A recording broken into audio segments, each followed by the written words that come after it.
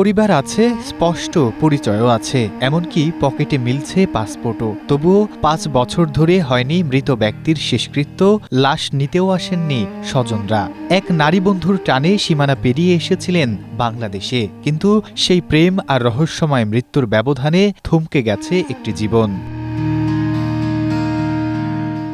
মৃত্যুর পর কেটে গেছে দীর্ঘ 4 বছর 8 মাস, কিন্তু এখনও কফিনে বন্দী হয়ে রংপুর মেডিকেল কলেজ হাসপাতালের হিমঘরে ঠান্ডা কক্ষে পড়ে আছে প্রবীর মণ্ডলের নিথর দেহ।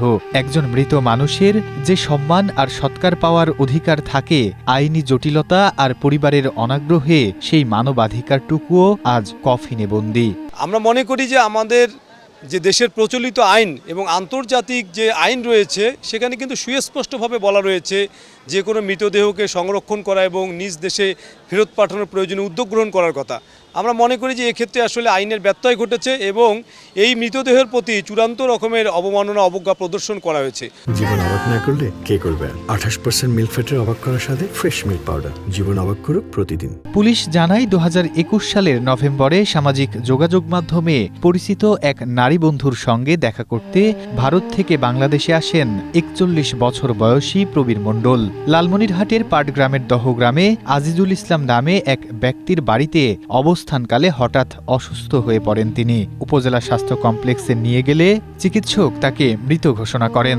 এরপর ময়না তদন্তের জন্য মরদেহ পাঠানো হয় রংপুর মেডিকেল কলেজ হাসপাতালে। ঘটনার পর পাটগ্রাম থানায় একটি অপমৃত্যুর মামলা হয় এবং 2021 সালের 10 নভেম্বর গঠন করা হয় মেডিকেল লিগ্যাল বোর্ড।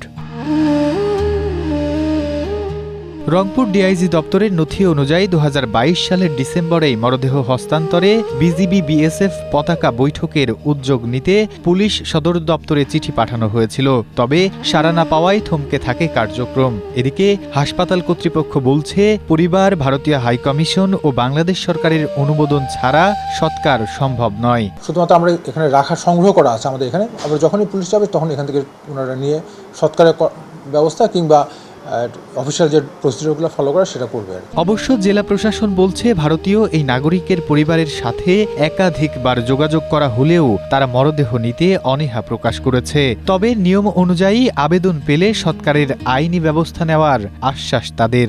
আমরা যদি এরকম কোনো আবেদন পাই তাহলে আমরা স্বরাষ্ট্র মন্ত্রণালয় এবং পররাষ্ট্র মন্ত্রণালয়ের মাধ্যমে এটা ইন্ডিয়ান হাইকমিশনের সাথে যোগাযোগ করে এই বিষয়ে হয়তো একটা পত্র যোগাযোগের ব্যবস্থা করতে পারব।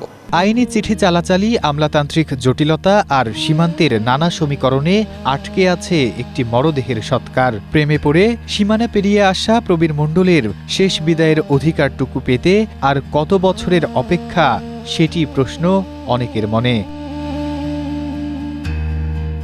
Desk report, Asia post.